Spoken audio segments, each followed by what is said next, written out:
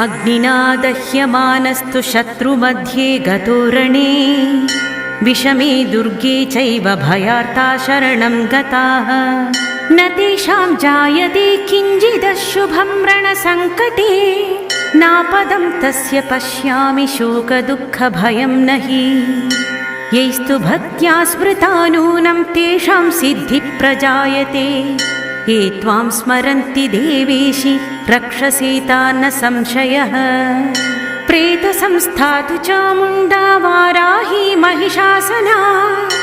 Aindri गजसमारूढा Vaishnavi गरुडासना Maheshwari वृषारूढा Kaumari शिखिवाहना